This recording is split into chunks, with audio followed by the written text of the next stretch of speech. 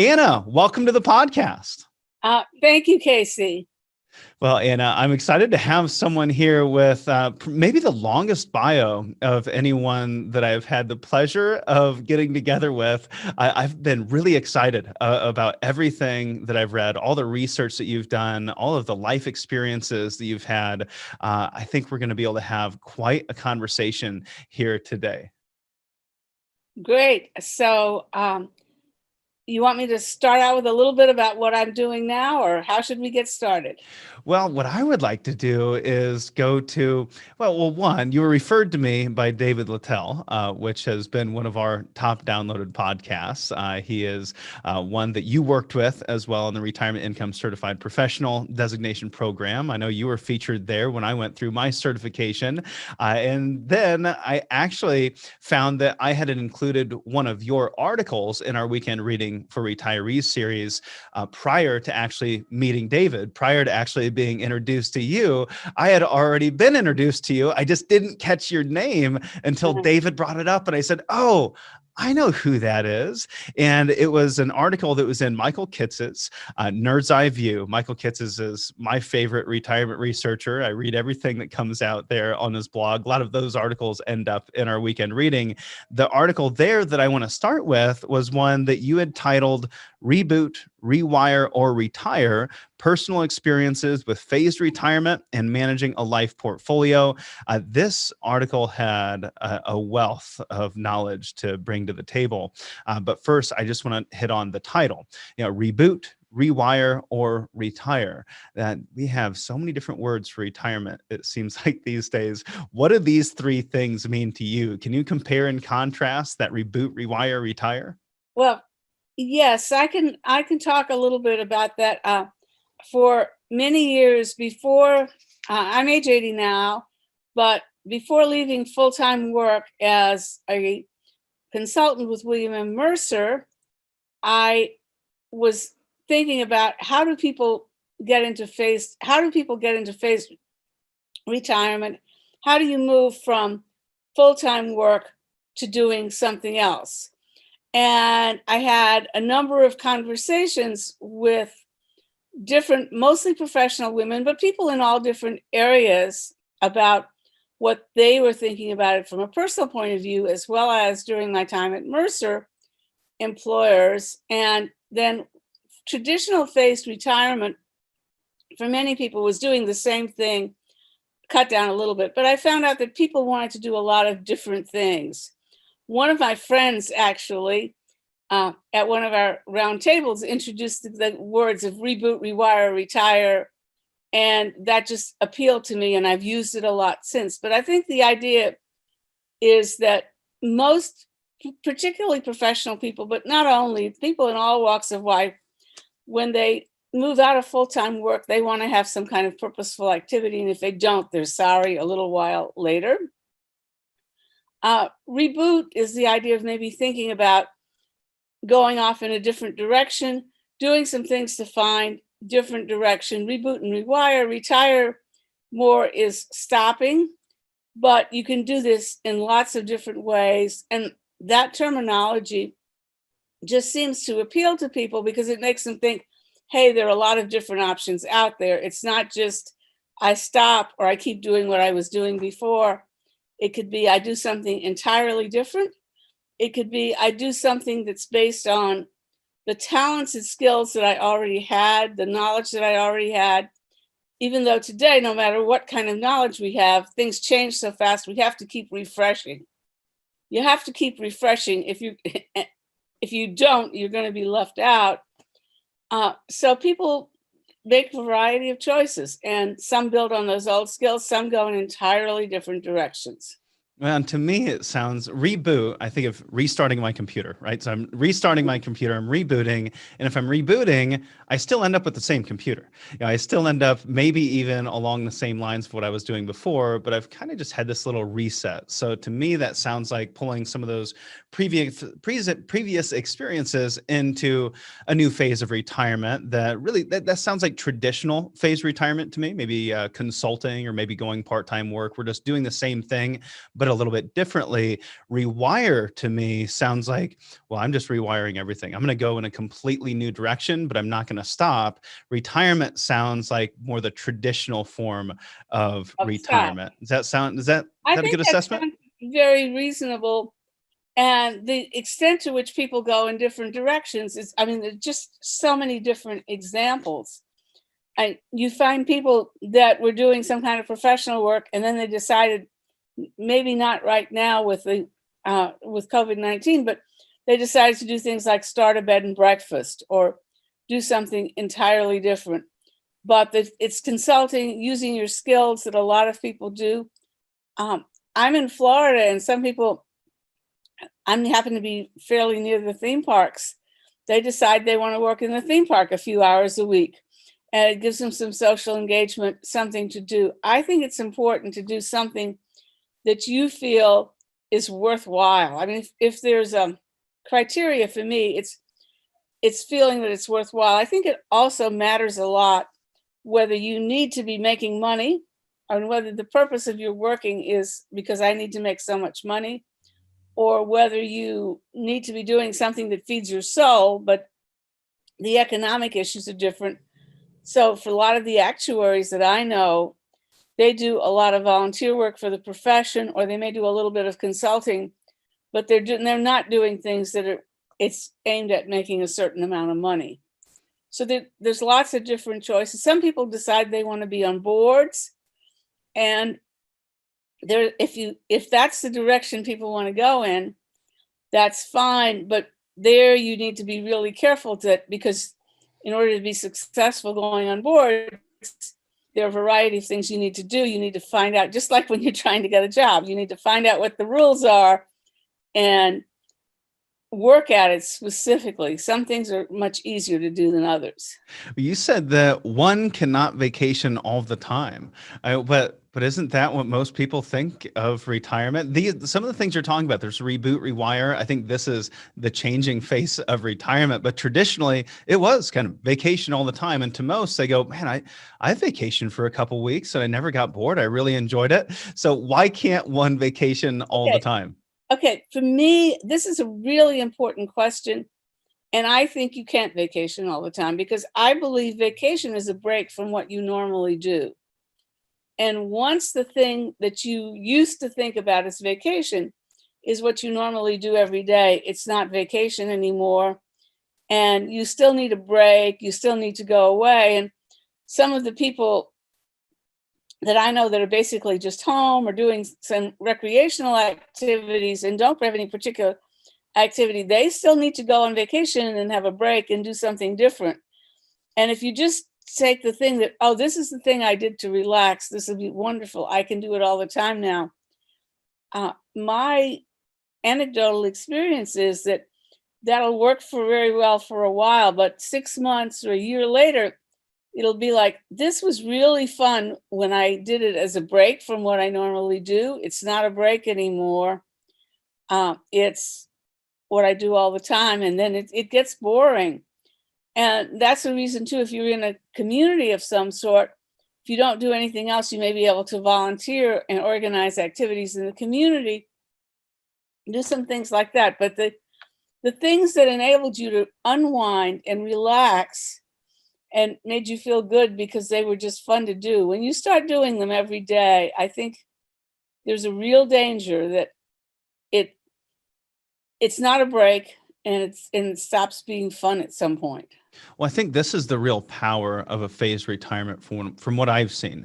You start to get a feel for what those intermittent breaks actually feel like, or what more time off actually feels like away from some of those traditional activities of your work life. And you kind of get an idea of what you actually want your traditional retirement to look like at some point in the future. You've used this term phased retirement a couple times. So for those out there that have never heard of phased retirement, they're not exactly sure what that means. Maybe it seems a little nebulous. Can you define that for us? Well, I can try to give you my definition, but I can first of all say that there's no generally agreed upon definition, and it depends a little bit on what side of the fence you're sitting on.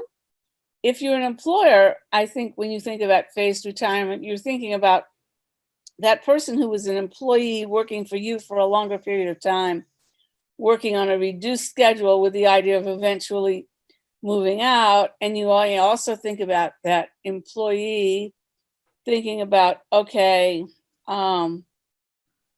we need to we need to make sure that the intellectual capital is reasonably preserved. We need to train people. So somebody that's a phased retiree may be mentoring. They may have important relationships to the company. They may work to preserve them, but also offer some continuity and introduce new people.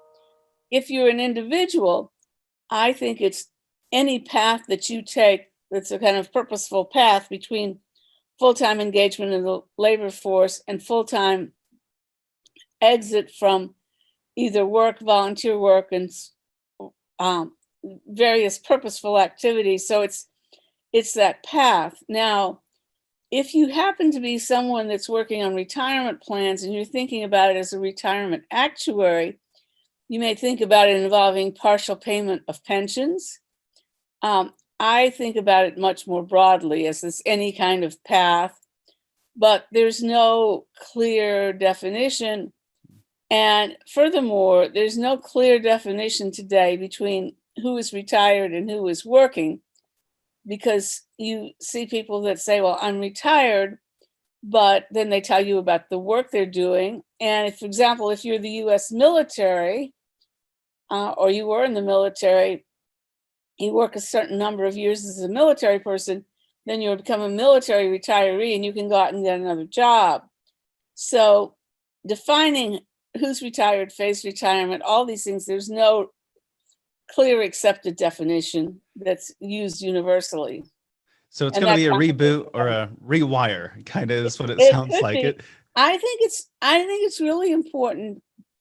I go back to passion, that when you get toward the end of the year, every year, that you're able to say at the end of the year, if somebody says to you, what did you do that was important this year? What did you accomplish? And that you have an answer that's, I did something that I think was important. I accomplished something. I feel good about it. And what's that's going to be, it's very different. For some people, they spend a lot of time with their families, and families become very important. Some people continue to work in their fields. They do a variety of different things. But I think it's important to have that sense of purpose and accomplishment. And just, I went and sat on the beach. I cleaned up my house in the morning and I went and sat on the beach all day. I think that doesn't give you a good sense of accomplishment after a while, and it's not very satisfactory from my perspective, even though some people are happy with that. So Anna, you just turned 80, and you retired back in 2004 after 28 years with Mercer. What have the last 16 years looked like as a phased retirement for you? What was your phased retirement, and what phase are you in today? Well, for me, it's been a really exciting phased retirement. First of all, I'm also an artist as well as being an actuary. And if you went back to 4 or 5 years before I retired, if you go back to like in my 50s, early 60s, I probably thought, I'm going to really pay a lot of attention to my art. I'm really going to focus on my art. And I do pay some attention to my art, but it's been really built around passion about certain important issues. I'm very interested in creating better opportunities for people like myself and getting our society to pay more attention on how to create opportunities for people. Very interested in women's retirement. I'm very interested in retirement risk. I've been very involved in Society of Actuaries research. So it's a kind of complicated story. My phased retirement has involved a combination of different things, which gets me to the idea of the life portfolio, which is that you shouldn't have, well, you could have just one thing, but I think you're much better off not to have just one thing, to have a variety of things that you like to do and that you can do. And I think that way, if you get tired of one, you've got some others that are right there that you can keep on with, or you can substitute. But also, if some of them require physical skills or other skills that you might lose over time, then things that you could keep doing if you're limited in some way, that's like a form of insurance for it. But my life portfolio, I've stayed very active in the actuarial profession. I was president of the Society of Actuaries in 97, 98 before I retired, but I have been chair of the Committee on Post-Retirement Needs and Risks of the Society since it was formed just a couple of years after I was president, and they've done a tremendous amount of research that I've been involved in. I've also worked on a variety of other things for the actuarial profession. I'm on the board of WISER, the Women's Institute for Secure Retirement, the advisory board of the Pension Research Council. I write and speak a lot. I've also provided, I don't provide paid consulting services to individuals to provide individual advice, but I've provided advice to a lot of friends, and I have been doing consulting for organizations. I'd say much more at the early phases of this and not much now. Primarily, I just do some research, but Anna Rappaport Consulting, I've done some consulting over the years, a variety of interesting projects and clients. I've done speaking, I've done writing, I publish a lot, which is part of why you ran into me. I've run workshops on this subject of phased retirement or the figuring out next steps. I've also been active with my art. I would say the last few years, I'm also a caregiver, so I have to balance some caregiving and family responsibilities with this. So I'm balancing now speaking, writing, a little bit of research, my art, and caregiving. And I want to keep going as long as I can. I think it keeps me alive. I'd also mention, we talked about earlier, right now I'm in Florida, and we're usually snowbirds, but this year we just have been in Florida all year. I take the mornings. I usually go down to the pool, do water aerobics in the mornings, and then in the afternoon I do various kinds of professional work. Well, And Anna, I want to point say, something out.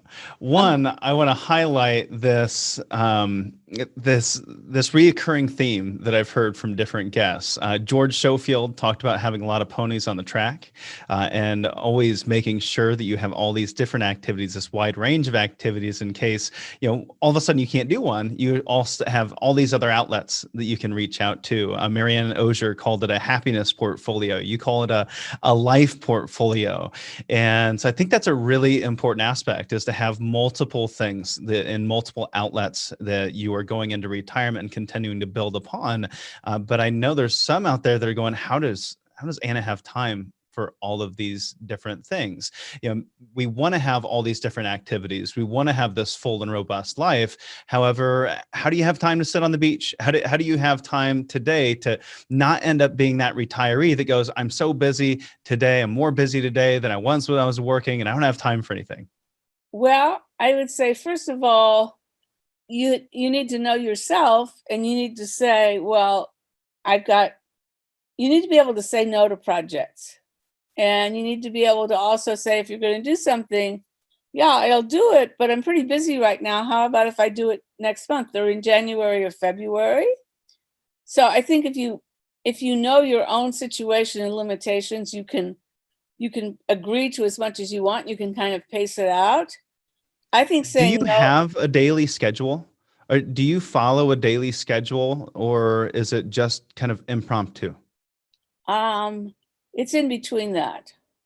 I would say on a weekly basis, I try to leave my mornings available to go to the pool and do my exercise, get my social engagement. Pretty much, I have a couple of other things that happen weekly that I could change or not change. But then the afternoons, I would tend to do professional work, and some of it will be in the form of Zoom meetings or giving a talk like today. Some of it is writing, but it's not, occasionally I'll have a couple of days that are very schedule packed, but usually I have some discretion in the schedule. And I try to finish my stuff before the last minute deadlines. I very rarely get to the last minute deadline. So I have some flexibility there. So I'd say I have a moderate level of schedule, but compared to the schedule of a full-time working person, I have a very it's a loose schedule with a general idea about when things happen. I like that. We have an idea of what we want to do. We have this general idea, but we have a lot of flexibility built into that. And when it came to your life portfolio in the article, you said it consists of 4 components: health, people, places, and pursuits, in that order. Is there a ranking in there? Because it was 1, 2, 3, 4, health, people, places, pursuits. Was that meant to be a ranking, or did it just so happen to get numbered that way? Okay. Should we rank? The life portfolio is something that the idea that I've been talking about for a long time. The article with Michael Kitces that you mentioned, that's when Michael Kitces helped me organize it into the 4 quadrants. And I would say the ranking depends a little bit on you and the personality that you are and on your life situation.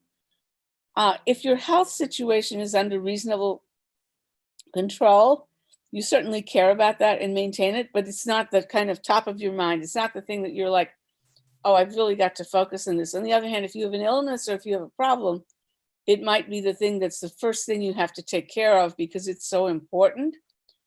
I would say for me, in a lot of ways, the pursuits has been the thing that I've really focused on a lot. People is a very important issue. And the people thing has been kind of turned upside down in a lot of ways by COVID-19, because social engagement, which could be through the pursuits, the forms of social engagement are so different.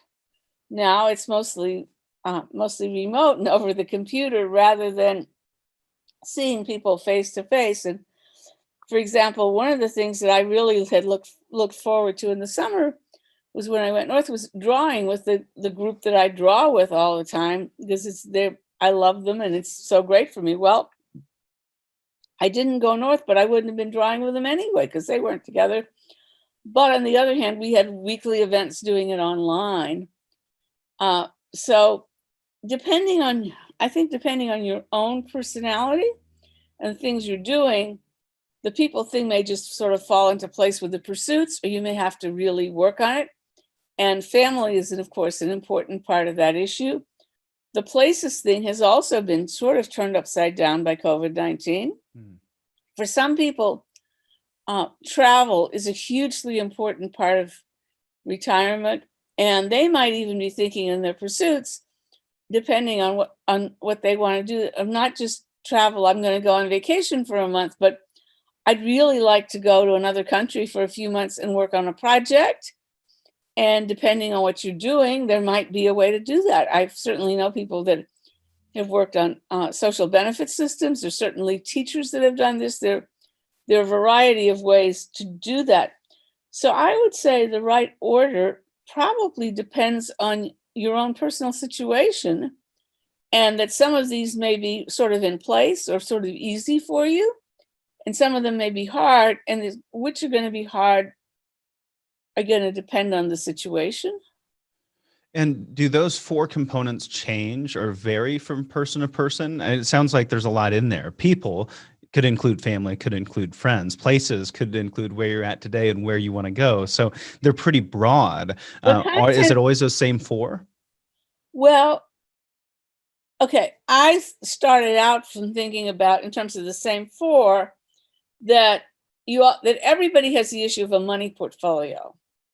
And assuming that you had the money part more or less pretty much in line, then you have the life portfolio. And this was a reasonable way to separate it and you say, does everybody have the same 4? This is a set of categories that I think works for most people, but you could, I am sure, find 3 or 4 other people that are good at thinking through issues that would say, well, let's define the categories in a different way. So is there something magic about the way these 4 are defined? No, but to me, they make sense, and they make pretty much sense to everybody. I'd also say, let's think about places for a minute.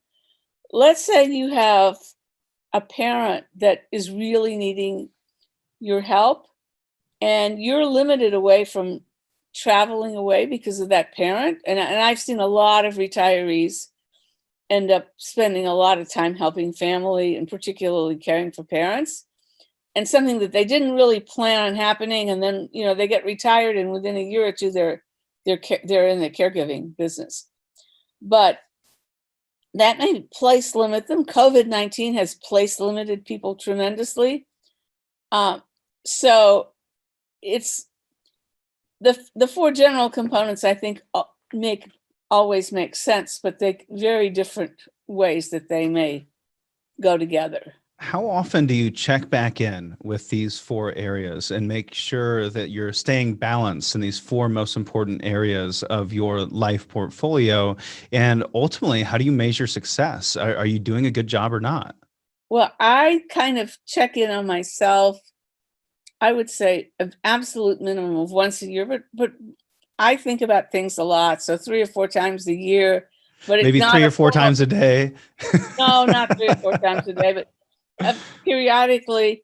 And it's not a big formal process. For me, the thing I've checked up on the most has been the pursuits thing. That I've checked on that a lot. I probably could spend some more time on some of the others, but I've checked. I think you set some goals, and you look at what you've accomplished. You measure success. I have a particular situation too, in that I, for a while, wondered, about these things. As all this stuff that I'm doing, this professional work, does anybody really care? You could kind of think, well, are we doing this for a good purpose? But then I was very fortunate in the last few years to win some big awards, which really told me that, yes, people do care, and that was a wonderful measure of success, but a lot of people won't have that. So I think you need to look at it and say, well, is it creating value? You need to look at the health stuff. Am I satisfied with what I'm doing? Can I keep track? I'd like to say likewise on the places and travel. You might have a goal of, I have a list of 20 places I'd like to travel to. Well, I know that while I'm younger and healthier, I can probably do more. So let's go for 3 a year or something like that. Mm.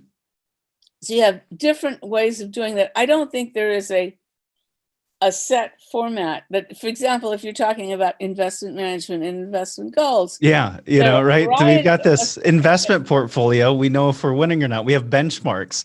Right. This seems much more nebulous. Yeah. Well, I think it is. I mean, I think the investment thing, there are a variety of people that have very well organized systems. I don't know that there's a well organized, commonly accepted system that people would use for this. But to me, it's that question at the end of the year: can you talk about some things that you accomplished that you're happy about? And I think if you go through a period too of feeling unhappy continuously for several months, I'd really revisit. Well, what am I doing? Time to check in about this? It's time to figure this out again. Yeah, and I have to do that with myself from time to time. I go, I'm not, and I haven't been feeling just 100% lately. And I go, well, what's going on? Well, if I go back and check in with my values and make sure each one of those buckets are full, I find, well, yeah, I could do a little bit better in each one of these areas. And it sounds like just a regular check-in and just being cognizant of what you're feeling at any given moment. Right. And I would say that if you're not able to figure it out for yourself, there's a variety of things that you might want to do there. I think there are probably some life coaches or advisors, and depending on what you're looking at, that would work with you. And certainly in the health, there are some medical professionals. There are also groups. For example, there's a group for women called Project Renewment, where they have there are discussion groups that meet regularly. I don't happen to belong to that or participate in them, but just like there's support groups for various illnesses, there are various organizations that provide groups that kind of support each other. And I think having a little circle of friends that you can talk to is also a good thing. But it's not a formal, it's not like investment management. There's a sort of formal, well-recognized thing. And if you do these things to write an investment policy statement, and you do these things to track it out, you're satisfying your fiduciary liability, and here you go. It's not like that. Yeah, it's something that we need to revisit on a regular basis, but there's not a set in stone way that we need to do that. There were a couple other items in this article before we move on to the next topic that I don't even know how to throw them in here, but I thought they really stood out to me. And I thought that, there's many that could get some benefits out of just this concept in and of itself. One was the concept of building a brand for yourself in retirement. And we talk about building a brand for a company or a business, or maybe even yourself while you're in business. What's it look like to build a brand for yourself in retirement, and why might that be important? Okay. If you think about career planning and when I started working, I don't think people talked about career planning. We're talking about a long time ago. But today, if you're a young person and you get out of college and you're in a good situation, you think about career planning, you think about a brand and marketing yourself. I think in terms of retirement, if you want opportunity, particularly if you want some sort of professional opportunities or professional or volunteer opportunities with substance, or being on a board or any of these things, you need to be able to tell people, hello, this is who I am. This is who I am, a little bit about your background and your talent, but this is what I can do for you. And I think it's really important. And when I started out as a phased retiree and left full-time work, I actually I have a website, I made a brochure. I decided what kinds of things that Anna Rappaport Consulting that I would be willing to do and which ones I wouldn't be willing to do. But I think it's important to have that little elevator speech about what you're interested in, because then you can tell people and ask people, and you get asked to do things, and you get to opportunities because of networking, because of building a brand. And sometimes you can just volunteer and say, here I am. But by and large, there are many things that you can do, but they don't just randomly appear in front of you. You have to look for them. This reminds me of my 93-year-old grandfather. Every time we get together for lunch, he brings his resume with him. It sounds like having a resume, right? And he continues to stay busy because he always has that resume on him. But you've taken it a step further. With technology today, we can do things like easily build a website. We can go to GoDaddy.com and just set up a website that is right after our name, CaseyWeade.com or AnnaRappaport.com, or build a brochure. I think those are some of the neat things that technology has delivered. And there's another thing that you do that I thought was quite unique, and that was sending out update letters. Well, yeah, I was actually just going to mention that. And when I left Mercer, and I didn't really know when I left Mercer, were people going to be interested in my expertise? Were people going to be interested in working with me? Because I worked for this leader in my business. I have this reputation, but at the same time, the reputation was partly the reputation of the firm and partly me. So I wanted to have my own story, and I wanted to continue to have my credibility. But I found that sending update letters to people I knew, and I have a list of about 150 people that I was sending update letters to, and I have not sent one for the last few years, but I sent a number out after I retired from Mercer. And I got comments back. I enjoyed the letter and really interested. And the update letter I would send out would be a little bit about, hello, and I thought you'd be interested to know what I've been doing. I've been working on this issue. I've been I've written this, I've given some speeches. And by the way, right now, if you happen to come across any of these things, I'm interested in doing X. And I think it was real good. Now, and these were paper letters, and they were paper letters already at a time when paper letters were kind of old fashioned. Yeah. And I think they got noticed in part because they were different. But it really told people that even though I was still retired, I was still there. I managed to serve on the U.S. Advisory Council of the Department of Labor from 2010 to 2012. And I'd retired from Mercer at the end of 2004. That was a really interesting opportunity. The other thing is I've been really crazy about, I talked about this issue of people having opportunities later in life. One of the things that drives me crazy about this is that the public policymakers could do things to help, but they don't care. And another issue that I was very crazy about for several years and tried to do a lot, and I'm still crazy about it, but I've kind of given up in terms of spending a lot of time on it right now, is disability and retirement. Well, most of the time while I was working, there were a lot of defined benefit plans, and most of those had some disability provision built in. So if you ended up getting disabled, long-term disabled while you were working, you kept earning pension credits. That was the typical thing in these plans. Well, as plans have shifted from defined benefit to defined contribution, that disability protection was lost. And it wasn't really recognized, and people didn't even think about it.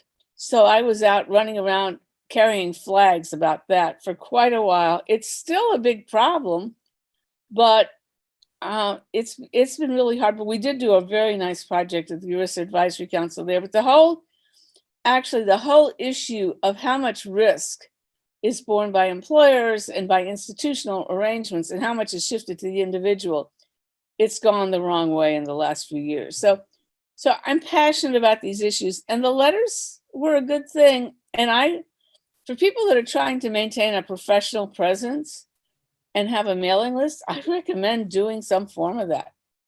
Yeah. And another little variation on that I did is I went to Washington for a variety of things for over a number of years. I haven't been going, well, of course, not this year, but I haven't been going to speak of the last couple of years. But I would just organize Dutch Street dinners when I went to Washington. So I might contact 30 or 40 people and say, I'm coming to town. Would you be interested in getting together? You know, I'd get 4, 5, 6, 7, 8 people. And that way I'd get in touch with the people. I'd see a few. We'd have fun. So there's a variety of things you can do it's like marketing yourself. I mean, the thing is that the fact that you're a phased retiree doesn't take away the need to market yourself. It just changes how you might do it.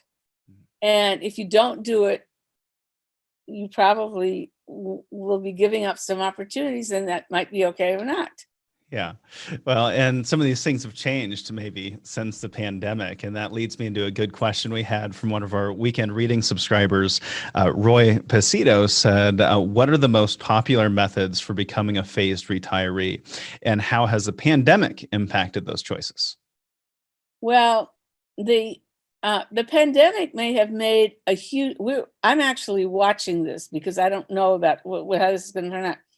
But the pandemic, you've had a huge increase in the number of people working at home. And I think what you're also getting in the pandemic is some jobs are getting restructured. So employers might be more willing to continue to use the same people as phased retirees working from home if they're working with people from home anyway. So the methods of becoming a phased retiree, the first one would be, if you're interested in it and you have a regular full-time job, find out whether your employer might have an opportunity. There are very few employers that have formal phased retirement programs. There are some types of businesses, for example, hospitals with nursing, retail, banks with some of the people, the customer facing people in the bank that have a part-time work as part of the deal. And while they may not have a phased retirement program, they may have a part-time opportunity. So find out what's available from your employer. And I would say there are few formal programs. There are quite a few businesses that have some part-time opportunities. There are also a fair number of people that work out individual arrangements that are negotiated one-on-one, and there's no data about those. But that I would say, if you're interested in that, start there. Then if that doesn't work, if you're in some kind of a field where there's a possibility of contract work, you can think about that. And that might be a good route for you. If you're in a profession that has professional organizations, such as you're a lawyer, or you're a doctor, you're an actuary, you may want to do something with a professional organization. A lot of actuaries do stuff with their professional organizations. Would that be contract work? It might be volunteer work or contract work. I would say it would be more often volunteer work, but it could be contract work or a combination. I know people that have had a combination. Then you may, depending on the contacts you've had before, you may have some consulting opportunities. So if you want to have some consulting opportunities, you have to think about how to set that up and how do you tell people what you're doing. You need to think about what are the requirements to get your work peer reviewed? What are the things are there licenses that are involved or not, depending on what you're going to do? And for example, for years, is that anything that requires being up to date on the law, I'm not doing it anymore. I made a cutoff point for there. So you have to think about so if you're interested in consulting work, you need to talk to a few people, and you may find something. Some people have a former employer that may not be the one before they retired, or somebody they used to work with that was a coworker, but they'll find a little bit of consulting work.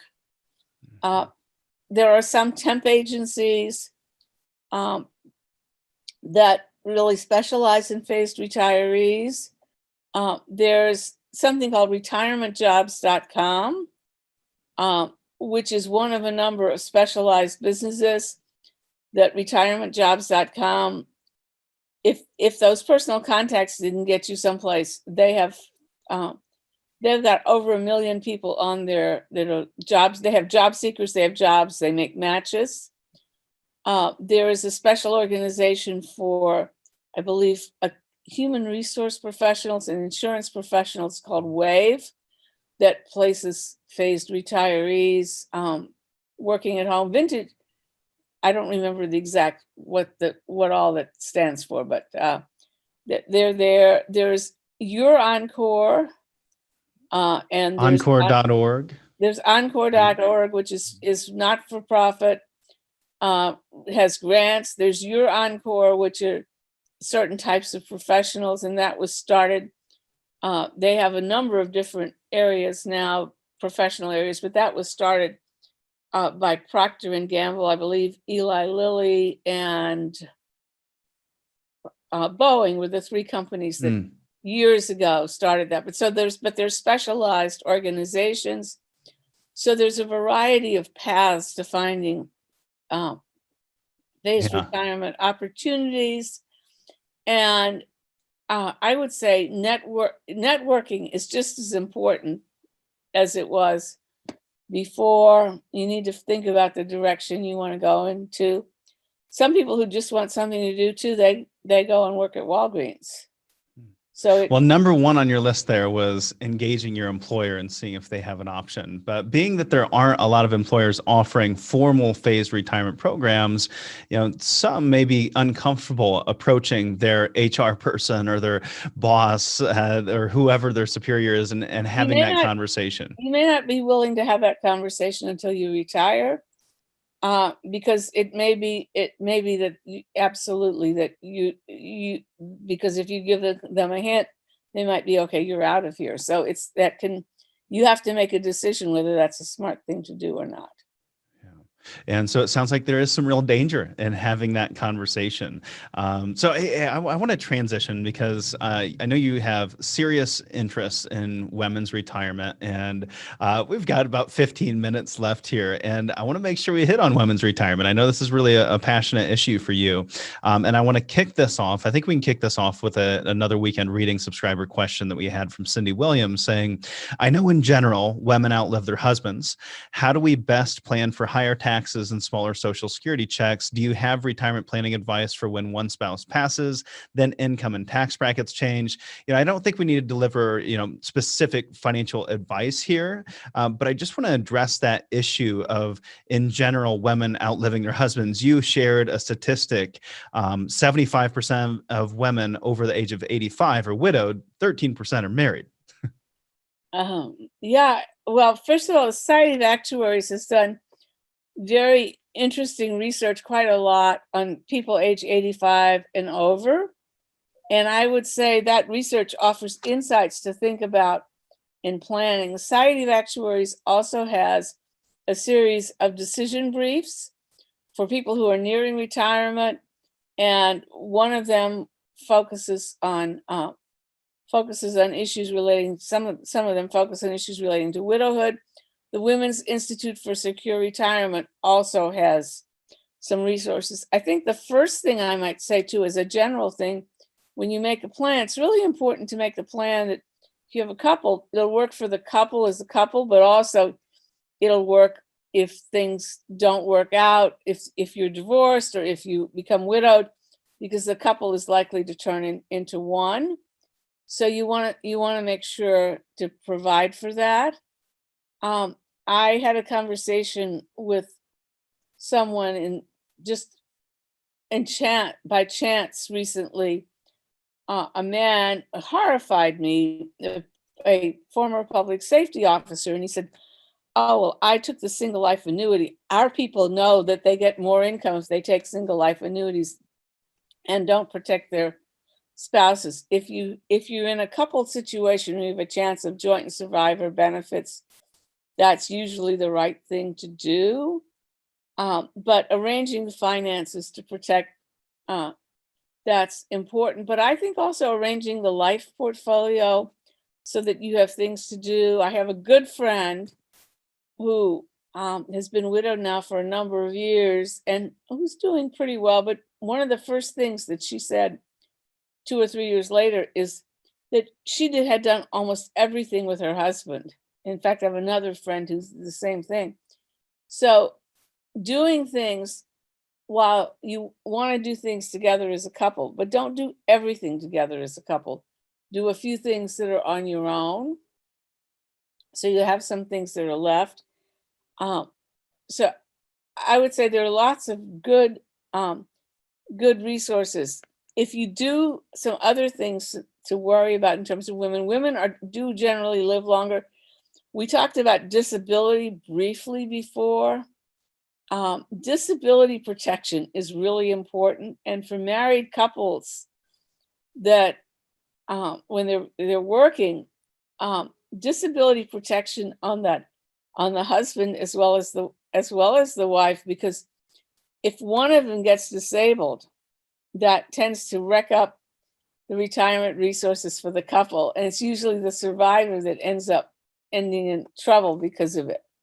So I would say disability protection is a really important thing. The question of how rapidly you spend down your money or don't spend it down, that's important. A little known fact too for women: if you get divorced, first of all, this is a question about decision to marry and decision to divorce.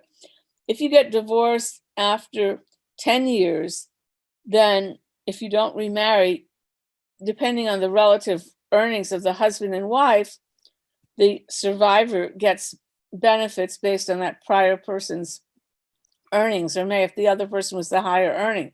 If you get divorced after 9.5 years, nothing. It's a cliff at 10 years.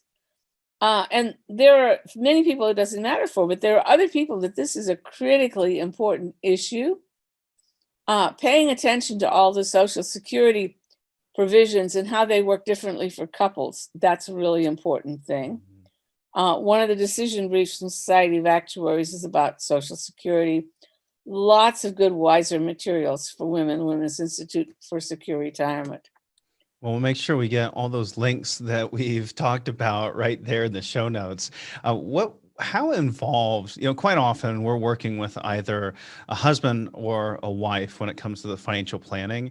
And sometimes it's a challenge to get both husband and wife in the same room. And then when we do, sometimes we have one of the two spouses, believe it or not, recently was sitting in the conference room playing video games on her phone while we're doing financial planning with the husband. And I'm sitting there going, how do we get her involved? Yeah. And sometimes it's the other way around. Sometimes it's the husband. And if it's the husband, I'm not that concerned, because the odds are the woman is going to be the one that's going to be taking over the financial planning someday. It's more important she's on board than the husband. But if you have a disinterested spouse, are there any strategies that couple could use or an advisor could use to get everybody engaged in that planning process? Well, I'm going to tell you a couple of stories and also mention another project that I've recently been on the kind of the edge of. There's a new research report from the Society of Actuaries jointly with the Stanford Center of Longevity and the University of Minnesota, called Advanced Planning for Changes in Financial Capability.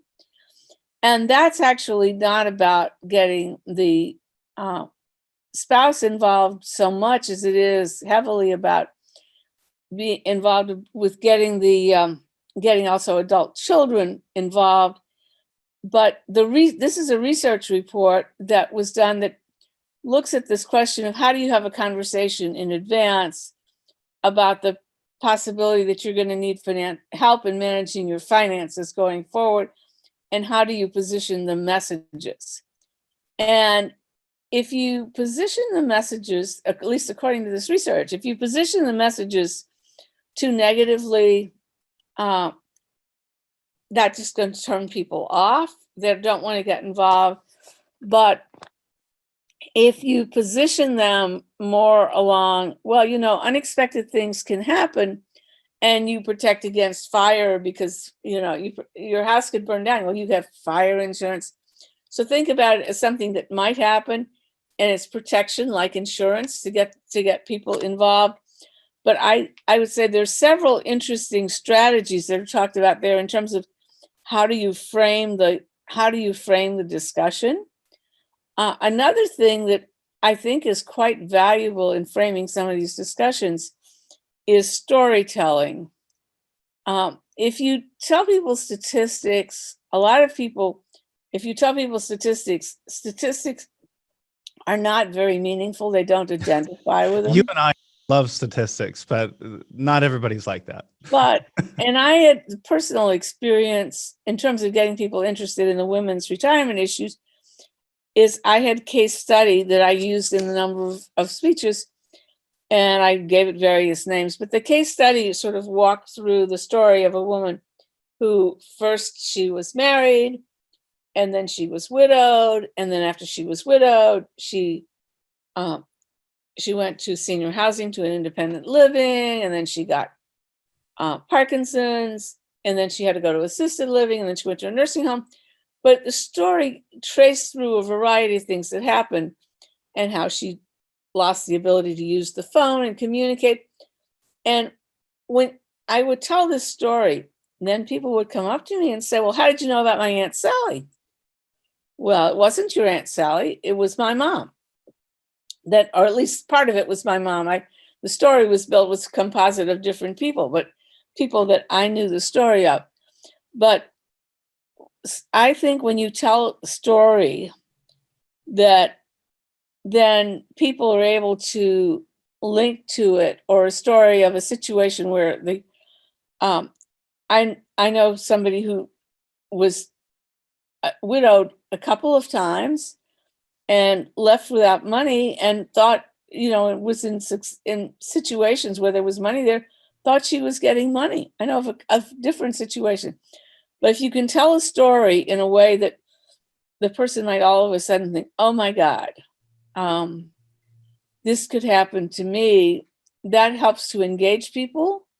I think framing of the messages is really important. And this report I mentioned, there's some very nice advice in there about message framing to help get people engaged. But it's very hard if somebody is just disinterested, and it can be very worrisome because there are actually so many stories of women who think everything is fine, and then they either get divorced or they're widowed, and it's not fine at all. Mm-hmm. And they have no idea where to start.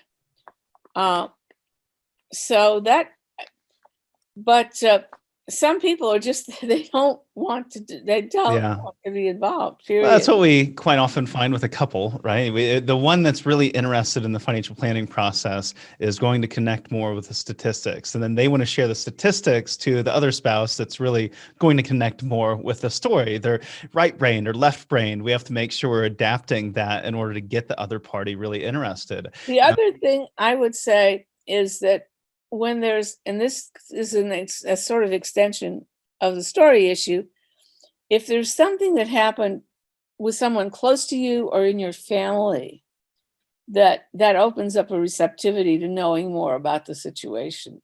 Mm-hmm. Well, I've got a couple general questions that I'd like to wrap up with as we approach our hard stop. And one is, what is the strangest personal financial practice that you have had that you use today or have used maybe in the past? The strangest financial practice? Yeah. What do you do that's kind of weird when it comes to your finances? I'm not sure I have any particular weird thing to say. One thing that I would say that's different from, I think, what people think about in terms of planning is that I think if you track your personal assets and if they're growing well, that can be kind of a substitute for doing a lot of very careful budgeting in terms of if the bottom line at the end is progressing in a good way, you don't necessarily have to worry about every little dot, every little I and dot and so forth. Yeah, sometimes we just make it too hard, right? We just make the whole planning process and spending process and budgeting process too hard on ourselves. I love how simple that is. Hey, I would also tell you one other simple idea. I've had conversations with people about a variety of things. A test about, should I do this? Should I redo my kitchen? Should I move to a bigger house? Should I do this? Well, I can afford it. Will it make your life better? And my general reaction would be, if it's not going to really make your life better, don't bother. Mm-hmm.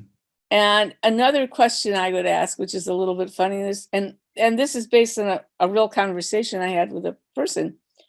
You can afford it, but besides the will you make your life better, will it limit the options you might have? Yes, you're making a lot of money right now, but you might want to do something a little different that makes less money later on.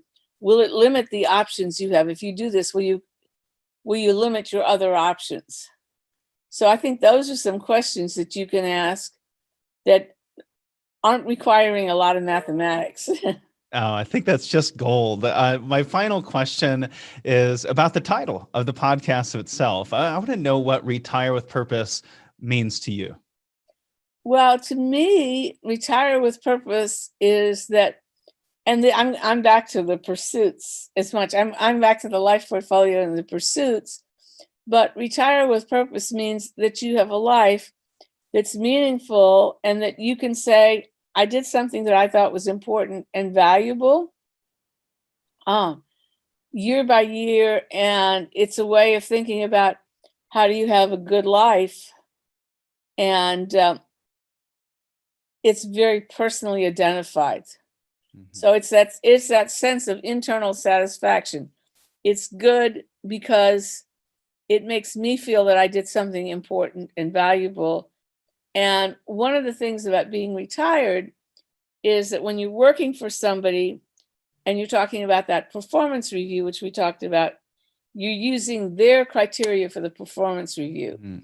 When you're retired, you can use your own criteria for the performance review. Well said. I really enjoy that. It's a great point to end on here. Anna, I just can't wait to see what you do next. So thanks for joining us here. And until next time, Okay. Thank you, Casey. It's see been you, a Anna. pleasure.